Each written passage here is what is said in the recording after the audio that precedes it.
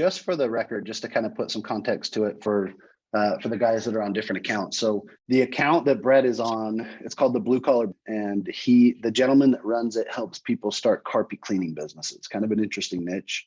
He talks about how it's not a sexy niche, but there's not a lot of competition, and he's created a crazy system to onboard the average Joe with the equipment and the know-how to get them essentially up and running. And I don't remember the exact numbers. I think it's like 100% success rate after like 22 days or something like that, like up operational with the accounts on the calendar, which is pretty cool. So he's got just to kind of add some context. So he's got two offers. So he's got one that I believe is $12,000, and it's essentially a straight up course. Like you're going through the whole thing on your own. You have a Slack channel, you can ask questions and whatnot, but there's no coaching.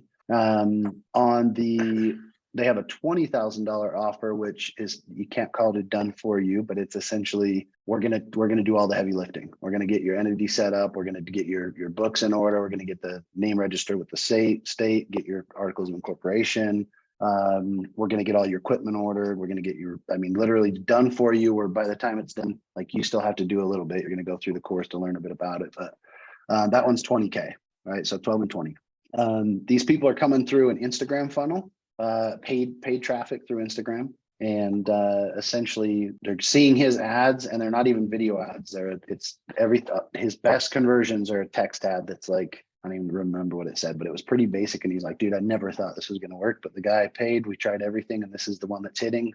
They hit his DMs, and then he spends a couple minutes with them, and it's like, hey man, what are you looking for? What have you tried? Where are you at? He's like, all right, here's a link to book a call. Make sure you fill out the assessment so my team's prepared. So we have the ability to look at that assessment and kind of see like, where are they at financially? What have they done? What do they need help with? All that good stuff. So keep in mind, I've never pitched this, so I'm swinging. So, okay. Hey, Brett, Corey with Blue Collar. How are you? I'm doing good, Corey. Thank you. Good, man. Good. Nice to meet you. I like that background. I know that I hope you're up in the mountains like that. Where are you located?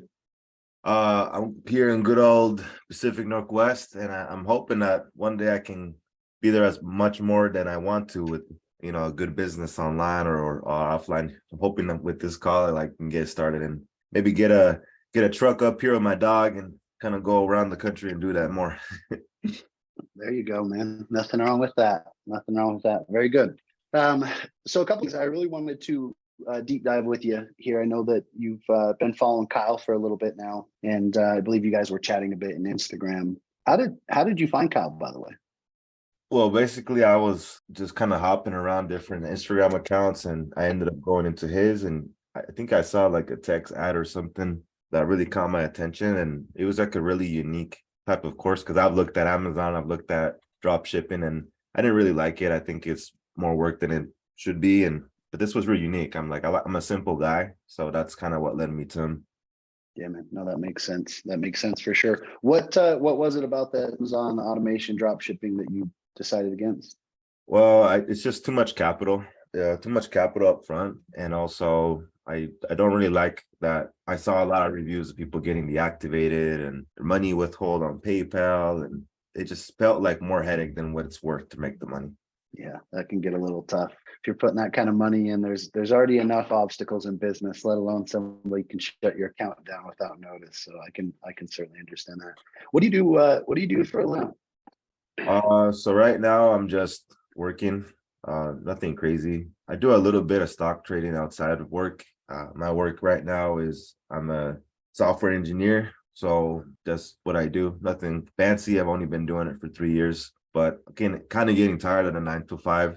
It's not something I want to do forever, and I want to not retire at 60. So that's kind of why I'm looking at other stuff right now. Yeah, man, I can't blame you. How old are you now? Right now I'm 34. 34. Okay, very good. Well, I had a buddy, kind of an interesting business model. He would help software engineers essentially get recruited and level up. So like, yeah, he was with the FANG companies, right? Facebook, Amazon, Netflix, etc. But what would happen is he would go in and basically say, hey, you're at an L1. I know that like Google and Amazon, L1, L2, L3 in that space. And he would help them step into positions at a massive pay increase. So kind of crazy, but definitely an interesting industry. So help me understand this. When you think of starting a business, obviously Kyle's got your attention here, which rightfully so.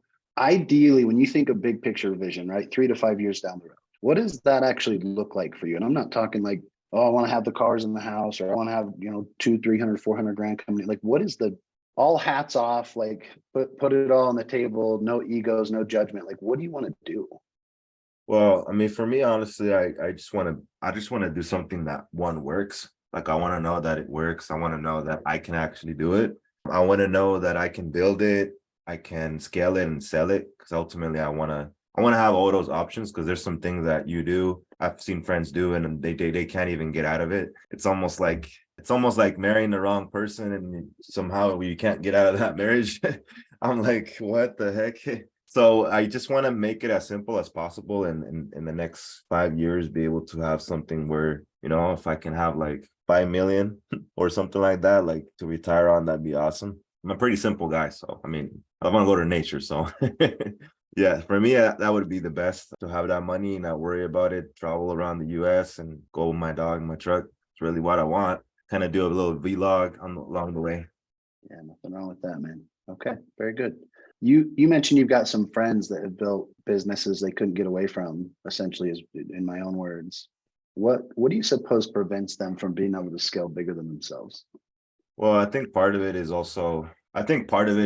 when, for example, when they try to scale, they don't know, they don't have a mentor because for example, a lot of them do e-com. They do e-com. They run into problems that the course couldn't like help them on when they actually started gaining more sales, like fulfillment specifically. And it's hard to find someone that actually knows what they're doing because it's kind of like creating competition for them.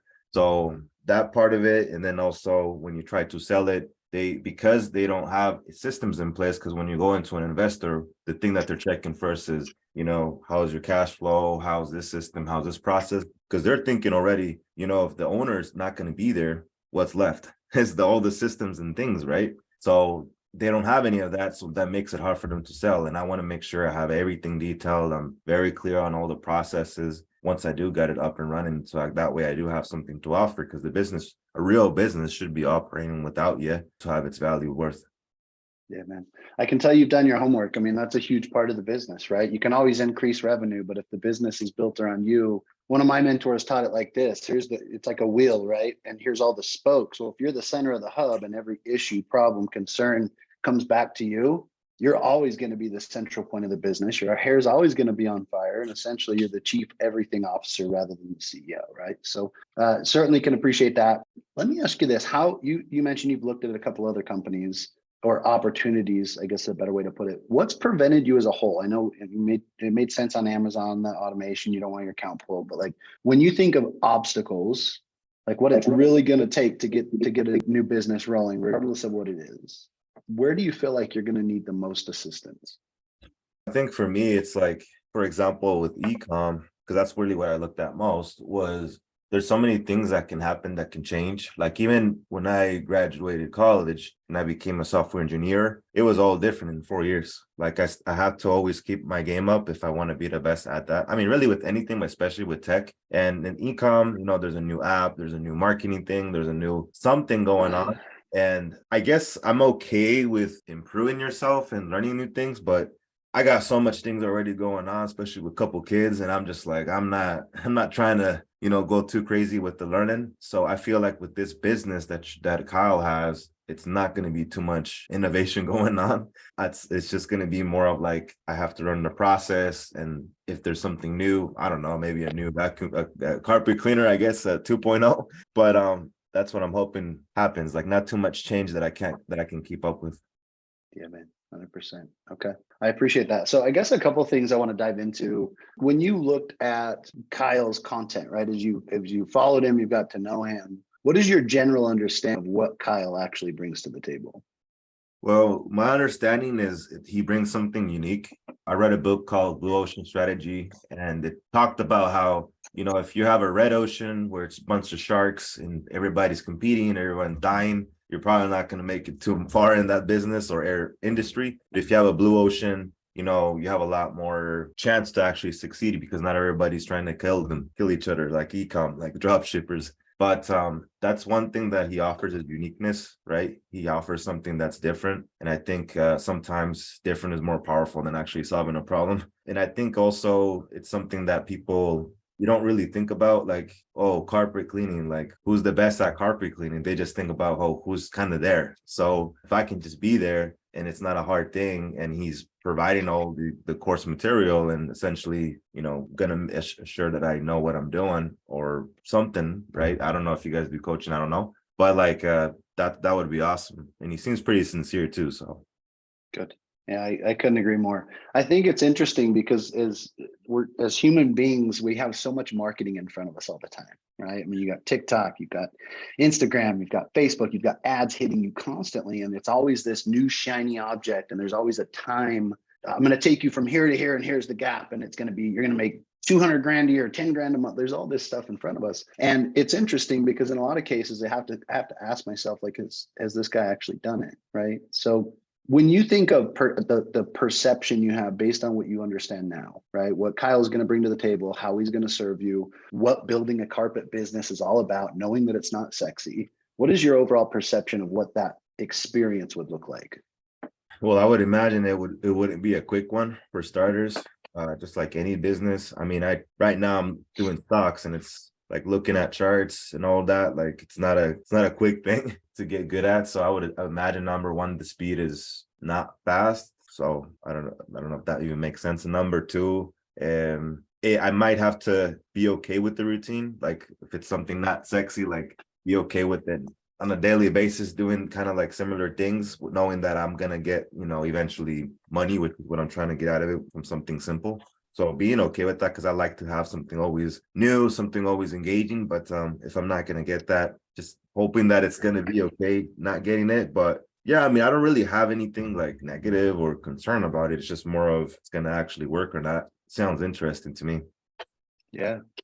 I can certainly understand the dopamine hits, right? When I do the same thing and it gets monotonous, it's difficult. So let me just ask you, man, before we go too much further, if knowing what it is, right? I mean, carpet cleaning, there's only so much appeal to it, but people need it. If you knew how to build a successful carpet cleaning business from someone that's been there and done that with a so far essentially 100% success rate with not only helping their clients get started, but also delivering the results they were looking for, how do you keep yourself engaged or can you?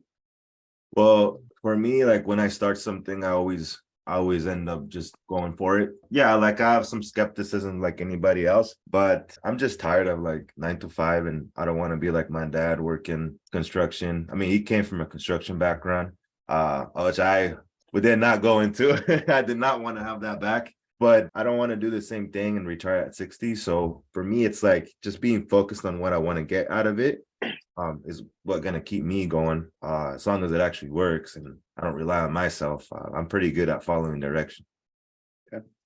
I can appreciate that. How long have you been looking? When did this journey of I'm going to start a business, like when did you get serious about it? Oh, I'm like serious about looking for another stream of income. Mhm.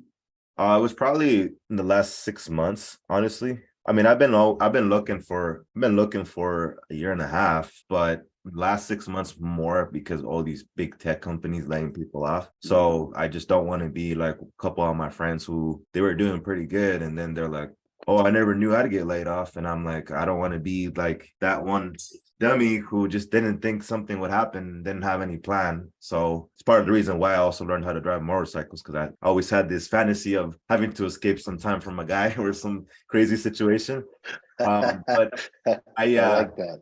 but yeah, like I just don't want to be in a situation where I have to look at my kids and be like I didn't have anything else to fall back on. I'm a father myself and can certainly appreciate that. That has been and continues to be the largest driving force in everything I do, right? So I can absolutely appreciate that.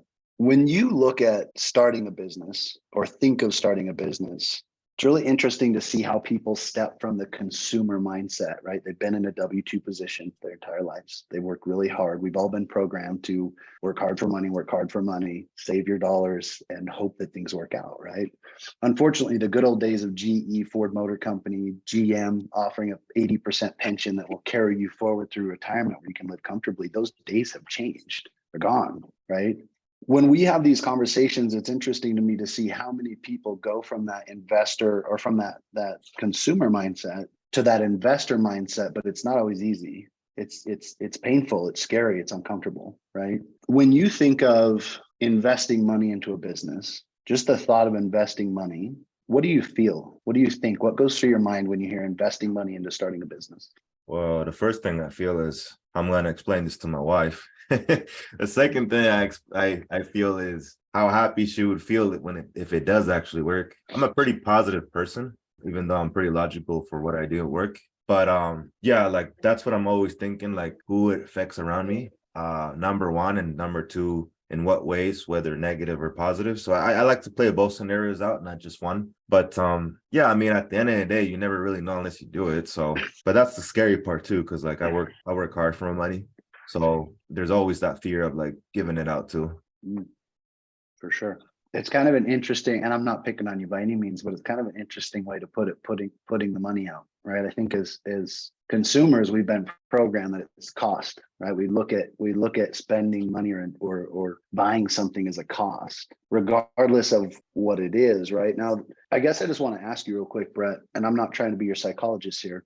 What do you think differentiates somebody that's consumer minded versus investor minded? I mean, I've only really like I've been looking at things for a year and a half, but like I've only really done something with the trading. So I guess from a trading perspective, like just knowing that I could lose something, I guess, more than what I am in my job. Because really the only thing I'm losing out of my job, I guess if you want to look at it as losing, is the opportunity cost of something more. Because I know that I could only make maybe 10K more or 20 or 30, and it wouldn't be as fast as potentially a business or investment. So and then it also requires me always. So I don't know. I don't know if that answers the question, but that's kind of how I look at it. Man, I appreciate that. Do you mind, I guess to go deeper on that, do you mind if I share some of the obstacles that I see our clients struggle with when they get to this point? They've been searching, they know they have to do something different. They're tired being tired, and they're at a place where they at least feel as if they're ready to take action. Would you mind if I shared some of those obstacles that I see? Sure. I appreciate that. The first one, and this one's fairly simple. I think most people understand, it's time, right? People understand you got to put time into it, right? So to start, I mean, I would imagine you're going to need to put at least 10 hours a week into it. As the business grows, as the business scales, as you transition, you're going to need to put more time into it. Is that a reality with your current schedule? You mentioned your wife. We're going to pretend you're single because I didn't ask you about that, and that's a red check on this mock pitch. But can you make that time? And are you willing to make the time? I mean, I guess it depends, yeah, like how if it's gonna work or not, or if it's actually something that I believe can happen, right? Because I want to make time for things that are worth my time. But yeah, I guess it really would depend. Like, can I make it? Can I make time? I can make time. I think nothing big can be made without sacrifice, I guess. But obviously I want to understand the value of it. Certainly.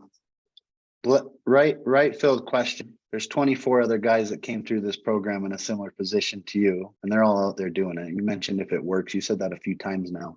You had someone that's been there and done that, guiding you through this. You had the exact blueprint, step by step, how to set it up piece by piece. Like you're asking me if I had that, would I make time? What, how you said if it works, how would it not? I mean, yeah, I guess if I had like a step by step and like people got success from it, like yeah, I wouldn't know until I did it. Okay.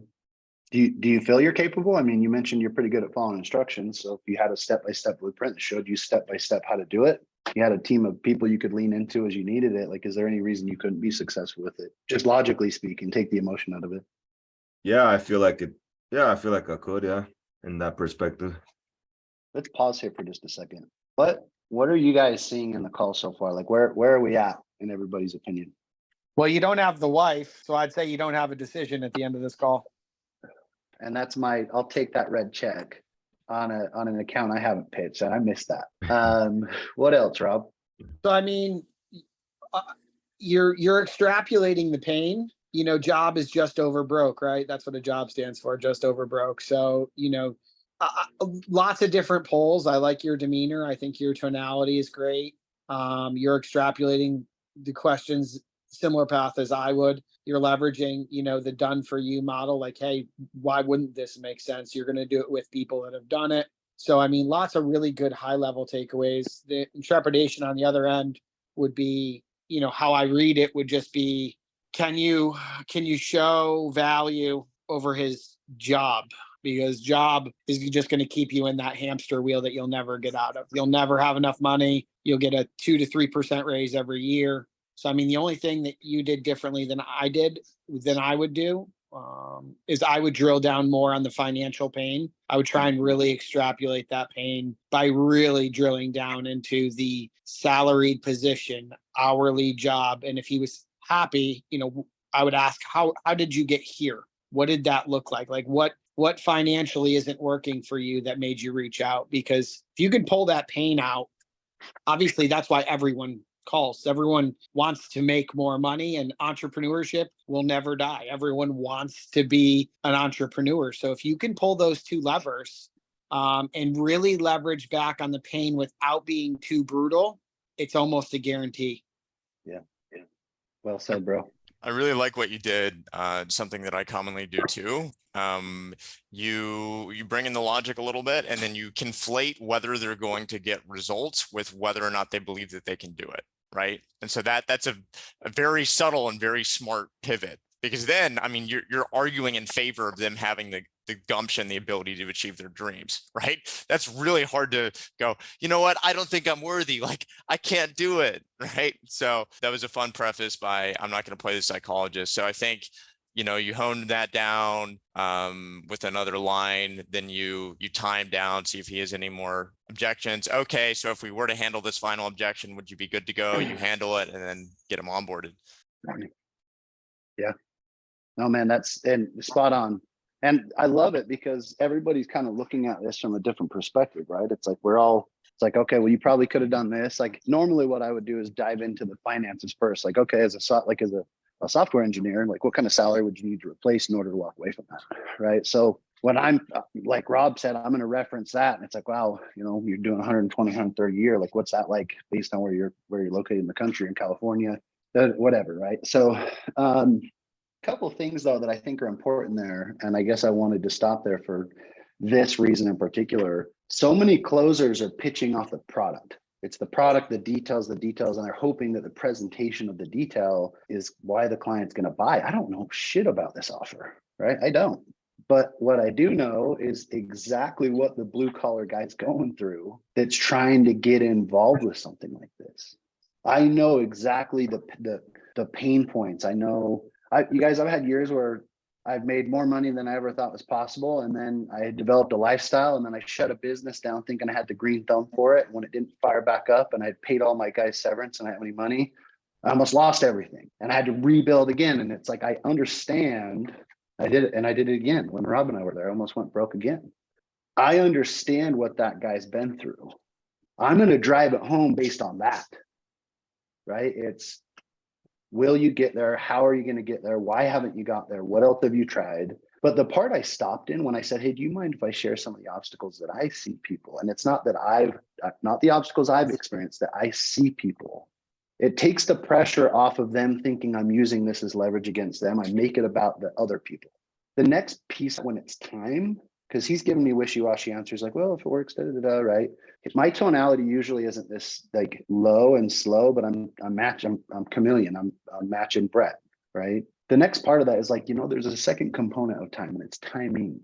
I've got two different types of clients I speak with. What's interesting though, Brett, they all have the same pain points. They all have the same issues. They all have the same dreams and desires. They all want cash flow. They all want freedom. They all want more time with their family. They want to get out of the rat race, and they want to remove the question mark on whether or not they're going to wake up at 65 years old and have a retirement or eke it through. What's interesting though is the first guy says all the same things, but when it comes down to making a decision, he can't do it, or he wants to do it tomorrow or next week or next month. Now, let me be really, really clear, Brett. I'm not attached to the outcome of whether you do this or not. I hope you can tell by my demeanor, I'm here to help you. My role is to get down to the brass tacks of, hey, are we a good fit for you? And if we are, let's roll up our sleeves. If we're not, we're not. That's great. We'll part as friends. The other guy's at a time and place where he's thought about it, he's slept on it, he's sat down at the kitchen table, he's put pen to paper, And he knows without a shadow of a doubt that he has to do something different. He's ready to roll up his sleeves and start today. If you're in Kyle's shoes, knowing that we're trying to not only keep up with that track record, but ensure we're bringing aboard easy relationships, and we're willing to put in the work. When I say easy relationship, what I mean is if someone has a problem, they'll go get in Slack. They'll ask the question. They'll do the work. They'll follow through, right? They'll show up.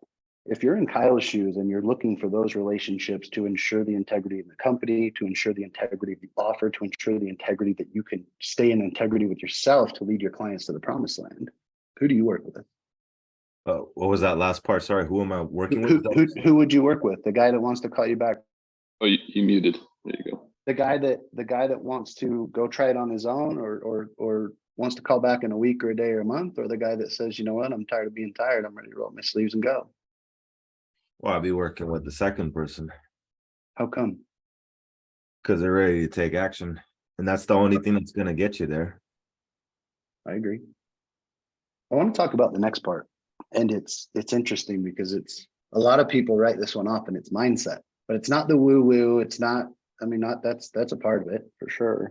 But I think there's this belief about money. There's this belief about business. There's this self-belief that holds a lot of people back, right? So I want to talk about first and foremost your relationship with debt, your relationship with money, how you use it, how you make it in your mind, how easily it is how easily it comes and goes, or how hard it is to get it in the bank account. When you think of debt or money, investing money, starting a new business, and I know we lightly touched on this earlier, do you feel like you have a good relationship with debt? Do you feel like debt can be a positive thing, or is it a negative debt in your mind at all times? I try to not be in debt, but I wouldn't say it's necessarily because I'm afraid of it or something. It's just because, I mean, I don't know, like when I think about debt, I think about someone spending on like things that aren't necessary. And also I think about it as like how long I'm in debt for, because I think if I'm in there longer than I should be, it's probably because I didn't really need that, or I overextended myself, and that's something I'm not gonna do, is overextend myself. Am I afraid of being in debt? I'm not, because as long as it's something that I can get out of fairly quickly, or it's something that gave me value versus just like if I just bought food and I just have it for a day, like I don't want to get in debt for something I can just have for a day. So I'm not afraid of it, but I have to have purpose behind it, is basically what I'm saying. I can appreciate that. When it comes to starting a business, it requires an investment. We've already talked about that, right? There's two ways to do it. You can cash it out. You can try and pay cash for everything, which is in my opinion a terrible idea. Or you can leverage other people's money, right? You can leverage the bank's money. And I'm specifically talking about credit cards, right? So I look at credit maybe a bit different than most folks that are starting a business, just because I've been there and I've done that, and I know how it can be utilized. Let me ask you something. Let's say you were to put, I don't know, let's say to work with Kyle is 20 grand, right? Most of our clients are going to put that on a line of credit, if it's a HELOC, credit card, whatever it might be. But regardless of that, when you think of making a $20,000 investment into yourself to start a business, specifically a carpet cleaning business, and allow our team to guide you through the material, the content, and support you in it, what's the first thing that comes to mind? Well, the first thing is like, that's a big chunk of money for sure. Thanks for being honest. That's a big chunk. I wouldn't say it's anything crazy because I do have a mortgage on the house. So it's not like, it's basically like a down payment. I see it as it's a big chunk, but compared to, I have to compare it to like what I'm getting out of it. That's how I see it personally. Like I said, like if there's something that I'm getting out of it, then it's the perception of it being big or not doesn't really like alarm me as much. But if it's nothing out of it, then I'm just like, well, it's kind of like if you're working, like if you're trying to chop down a tree like so hard, you're just trying to chop it down and you end up just getting exhausted and you can't even do it. Whereas if I would have just chopped it 5 times a day and I would have just got that thing down in 7 days, that's kind of how I see it. Like I want to chop this tree down. I don't want to exhaust myself and just have a tree that's like ugly. For sure. No, I think that's a great analogy. I mean, I think let's dive into that, Brett. Grab a pen and paper real quick. Okay. On your piece of paper, write down 20,000. So it's $20,000 investment to work with our team. Okay, The consumer is going to make a decision on the 20,000 reasons. They all have a dollar sign in front of them why not to do this, and they're going to run like hell. That's okay. The investor minded individual, the entrepreneurial driven individual is going to break it down a bit further. If you put 20 grand on a credit card, what does the bank want from you 30 days later? some type of payment They want a payment. Do they want the 20 grand? eventually, but not in 30 days. Well, I mean, they're not expecting it at least in 30 days. Yeah, the bank wants interest. They want to make money on you, right? They want a minimum payment. Typically, the credit card companies, especially right now, let's say you've got 24% annual interest, which for a lot of people, they just look at the 24%. If I break that down though, and I look at it the way I should be looking at it, I break that down to a monthly expense. What is my monthly expense to operate that business? What is the cost of using the bank's money to fund a business that I currently don't have? Take 24%, break that down monthly, it's 2% interest on 20 grand, it means it's $400 a month. So you have two ways to look at it. You've got a $20,000 problem, or you've got a $400 a month decision, whether it's a problem or, hey, does this create a solution for me, both short and long term? If I'm just being completely blunt with you, Brett, does $400 a month take food off of your table? Not really. What do you mean? I mean, it doesn't take it off, but I might be eating something a little bit less desirable, but it doesn't take it off. What does less desirable look like? Like if I'm eating steak, I'm probably eating waffle Eggos a little bit, but I'm still eating something. So let me pause here for just a second. This is obviously being drug out a lot more than it normally would, but I'm trying to help you guys understand, hey, if it were me pitching it, these are the questions I would ask. This is the direction I would take. It would be more streamlined. It would probably be faster because Brett had actually been through he saw the ad, he got in the conversation with Kyle in the DMs. Kyle set the appointment, he filled out an assessment, and I would know the offer. I don't know how long it takes. I don't know how long we work with them. I don't know how long the course material is. So I've tried to stay out of that in this call. Notice what I'm doing though is I'm temp gauging. I didn't tell him it was 20 grand. I said, let's say it's 20 grand. We were talking about mindset, right? So if he's like, well, I think 20 grand is a small price to pay for starting a business, especially if there's a proven track record, probably going to pitch him at 20 grand, right? Now, typically I would go through, again, we'd go through finances. Okay, you're doing 140 grand a year. How's your credit? Obviously starting a business, having good credit is going to be it's going to be an asset for sure. What's your credit like? Do you have lines of credit in the event you needed to buy, materials, or if you had to buy equipment, like what is your credit? I would go through all that up front, right? I want to wrap back around. And if he's telling me what he's telling me, like I hear that it's going to be pretty tight for him, I might consider taking the 12K approach, right? So when I get down to the brass tacks here, and I know we're cutting it tight on time, I'm going to tie him down to this and then make the short, basically close the gap on, I don't know what it's going to be, but it's 12 grand and I've got to get here. Right. So that just may be a series of questions as far as, hey, we talked timing, we talked money. Let's talk about mindset and where you're at. Right? How do you overcome objection? How do you overcome fear? How do you overcome days when you put in the time, you put in the work, and you have an account that cancels on you? You thought you had a 12-month contract with this account that cancel on you. How do you handle that type of objection or rejection? Right. So if I start leaning in that way, I'm going to be able to determine whether or not, and again, everyone's got their own style. Everyone's going to pitch this differently, but I want to see if he's going to lean into me. Right now, Brett's he's kind of got it like this. His arms are folded. I want to get him to do this. And it's not that I'm necessarily even need to see him do it. Psychologically, I need to feel that he's letting the guard down and like leaning in like, yeah, you're right. So I'm going to wrap it up there. Questions, thoughts, concerns? I love what you did with the credit card. I actually haven't seen that done before. And when I'm using credit, that's actually the mindset I go into. So it makes so much sense that you would, because $400 is not $20,000. Like that's what it comes down to. So thank you for that. Yeah, man. Absolutely, bro. Absolutely. And there's some people you don't, as you guys all know, you don't have to cover that with them. It's like, yeah, it's 20 grand. It's like, well, you're not planning on paying cash for that, are you? And maybe they are, right? If I know they only have cash, then I'll credit. I'm not talking about credit. So, Yeah. What else? What other thoughts, questions, ideas? Yeah, I like how you hypothetically kind of share the obstacles to plant some seeds and take a temperature gauge and try and hedge off some objections before they come. Right on. Yeah, question. I typically handle, like I try to get answers to all the objections I could possibly have before the pitch. But then typically when it comes down to money, I wait until after. That's kind of a Cole Gordon thing. Mhm. How have you, when you talk about, you know, hypothetical values and stuff, how often do you have people go like, hey, just like, tell me, how much is it? Like, you know, why are we beating around the bush here? Like, I'm just When I'm leading, curious. they don't. They never do. Yeah, when And the you only lead. reason, because I'm leading, and it's like they can Yeah. tell by the questions I'm asking that I understand their problem, that what they need, how they need it, when they need it. Yeah. So it's kind of like they almost, I don't want to say they're scared to ask, but it's kind of like, if they do ask though, Rex, that's a really good question. If they do ask, like I almost act, not, I don't want to belittle them, but I almost want to Yeah. be like, that's kind of an odd question. Like I typically don't get that. I mean, starting a business requires investing for sure, but like, Nice. help me understand where you're coming from.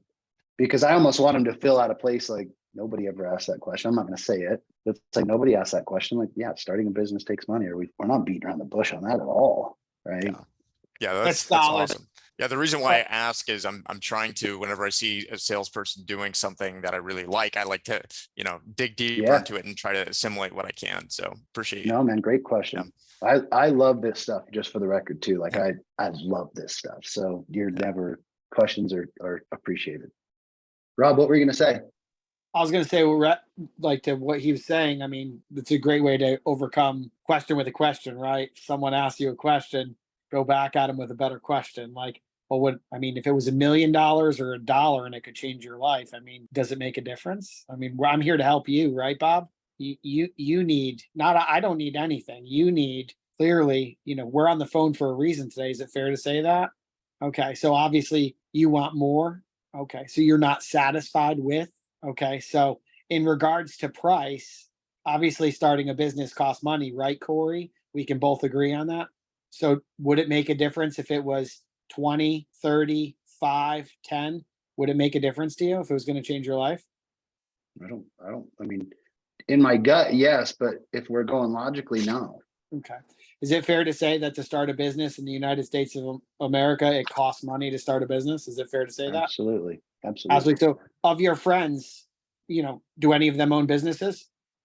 They do. Have you ever asked them how much money they invested to get started? No, but that's a good question. I should.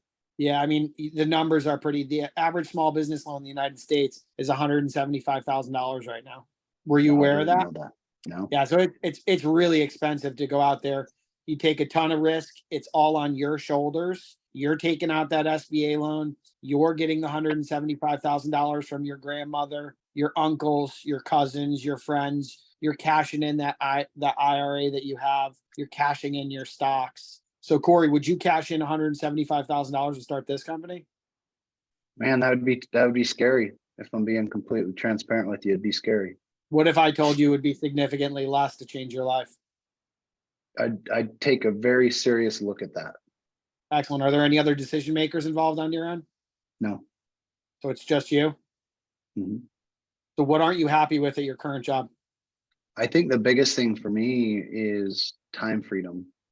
Understood. Time is a challenge for most people. Financially, are you happy with what you make a year? Is everything good? I mean, you make the same paycheck every week, right, Corey? Yes. Yes.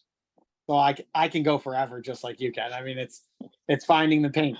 You have to find the pain in the hot buttons. I was just deciding if I was going to go W-2 or my real situation, but it's so fluid too, right? And it feels so right, where there shouldn't ever be like nobody should ever get off the phone feeling like you were pitching them. No, questions with questions, goals, pain, money. You know, what's your goal? Why are we on this call? What's your pain? If you find their pain, money is really not a huge talking point. I mean, if you leverage what it costs to start businesses on your own and the risk involved in that, I mean, you could argue that the risk is greater than any money that they're going to invest because they're jumping into something that they probably know nothing about. And in 100%. the done with you model, this is a no-brainer. We're going to hold your hand. I mean, if I told you it costs 200 grand, you should be jumping in 2 feet first, because we're going to extrapolate that pain. We're going to go through it. We've done it. We have the proof. So we know what it takes to launch this carpet cleaning company. So, I mean, price, sure. I mean, people ask me about price, but typically, it would be irrelevant if we're going to guide you through it. there's so much value in that too, right? Where it's like you build this big thing that's real. It's like they can pull it up on Google right now. What is the average SBA loan? And so I think it brings some context to it, brings them back to reality. So it's like, man, where can you, like, I wouldn't ask them this, but where can you start a business for $12,000? You can't, You can't. right? I think the part that Rob said that I can really resonate with too, and it's actually in one of our paid Instagram ads right now. We've actually done what you're trying to do. We've actually, and Rob said it, we've actually done what you're trying to do. We've helped 22, 24, 25. I'll have to get some of those specifics if you want to use them. I try to stay away from numbers, but if it's specific stuff like that, but yeah, I mean, that was long-winded, but I think for shooting from the hip, that's kind of the approach I would take. I think the rest is just getting more familiarized with the account and understanding like what, if they ask you a specific like buyer question where they're lining up and you can feel they're lining up, to have some of that data without over explaining it. I will say Brett nailed the analytical software engineer guy though. He did. He made you work for it. Oh yeah. Very slow wasn't- paced. I wasn't trying to. It's just what I've been getting a lot lately. So everything I said is just what I've been getting a lot. I'll usually Much beat the creativity. engineer up a little bit too, man, where it's like, and I do it in a fun way, but I'm like, you know what, man? Our favorite clients are service members and engineers. But my favorite out of the two is the service member. Why do you think that is? Well, I have no idea. Well, you both thrive with systems. You both pay attention to detail. You love that environment, but the service member doesn't overanalyze all the decisions. You usually get a ha ha ha. Yeah, I get that. So let me ask you something, Bob. Like, let's talk about analysis paralysis for a minute. You've been analyzing, looking for the hole in the boat your entire career. You've never started a business and you've got some young kid on Instagram telling you that you can start a help you carpet cleaning business that can replace your income and do the things you want to do. Like, help me understand this. How do you get out of your own way from being your own bottleneck? How do you ensure that you don't overthink this thing when you don't know what to overthink? It's kind of just like, just giving it to them a little bit and you're going to check them, man. It's a temp check. Like, well, you know what? I've gotten to the point where I realize that I'm really good at what I do, but I don't know how to do this. And I'm on the phone with you because I don't want to overanalyze it. I don't want to try to figure it out. I don't want to try to find the holes in the boat. It's a good meeting.